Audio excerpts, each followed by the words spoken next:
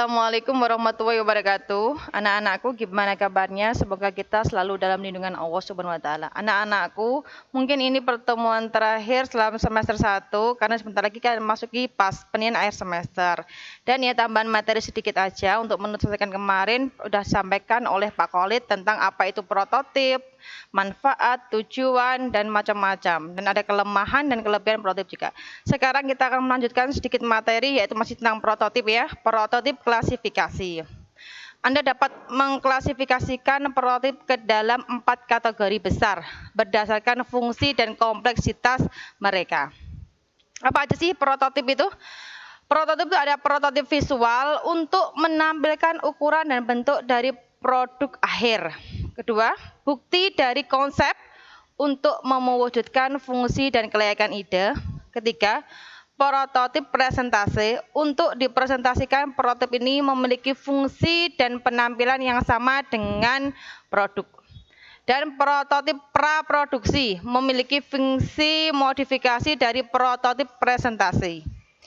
Sedangkan kita akan melanjutkan tentang fase pengembangan produk prototip. Ada 5. Yang pertama adalah identifikasi peluang adalah perencanaan pada pengembangan teknologi dorong di mana teknologi yang tersedia dipasangkan dengan suatu peluang pasar. 2. Penyusunan konsep adalah pengembangan konsep kebutuhan pasar target, diidentifikasi alternatif konsep produk dan dibangkitkan dan dievaluasi. 3. Seleksi konsep adalah proses penilaian konsep dengan memperhatikan kebutuhan pelanggan dan kriteria lain membandingkan kekuatan. 4. Evaluasi konsep dan pengembangan konsep pada fase ini kebutuhan pasar, target, diidentifikasi, alternatif, konsep produk dibandingkan dan dievaluasi. 5. Pembandingan dan wawancara. Pengguna utama studi atas produk yang sekarang memiliki kesamaan dengan produk yang sedang dikembangkan. Tipe-tipe prototip ada 2, yaitu prototip fisik dan prototip analitik. Apa sih prototip fisik itu?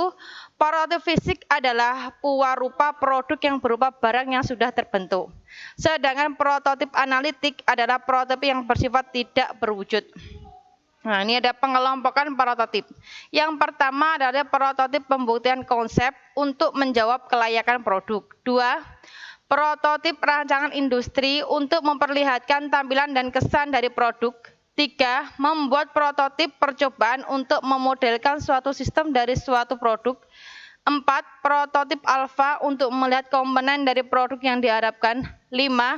Prototip beta untuk dapat dibuat sesuai dengan proses sebenarnya, tetapi tidak dirakit dengan proses sebenarnya. 6. Prototip praproduksi untuk percobaan prototip untuk kapasitas terbatas. Kegunaan prototip itu ada 4. Pertama, untuk pembelajaran, untuk komunikasi, untuk penggabungan, dan untuk tonggak sejarah. Perencanaan pembuatan prototip ada 4. Yang pertama adalah tetapkan tujuan prototip dulu. 2. Menetapkan tingkat perkiraan konsep. 3. Menggariskan rencana percobaan. 4. Membuat jadwal untuk perolehan dan pembuatan dan penguji. Metode pembuatan prototip ada 2. Pertama adalah metode non-komputer dan metode berbasis komputer. Untuk metode non-komputer ada 2, yaitu sketsa dan papan cerita. Teknik dan prinsip yang digunakan membuat prototip. 1. Cepat pembuatan adalah teknologi yang digunakan untuk membuat prototip fisik dengan cara yang benar-benar cepat. 2. Prototip konvensional. Sedangkan prinsip prototip adalah prototip analitik lebih fleksibel karena perkiraan matematis dari produk. 2. Prototip fisik untuk menemukan fenomena yang tidak dapat diduga sama sekali. Prototip yang dapat mengurangi resiko yang merugikan pengembangan produk. Keuntungan yang dapat diperkirakan dari prototip dalam membuat dan mencapai prototip. Penambahan tahap singkat pembuatan prototip dapat membuat kegiatan selanjutnya. Dengan tahap praproduksi. 1. Penuangan konsep. 2. Desain. 3. Perencanaan produksi. 4. Dokumentasi. 5. Membentuk tim. 6. Membangun rancangan desain. 7. Penyempurnaan. 8. Penandatangan kontrak dan pembiayaan.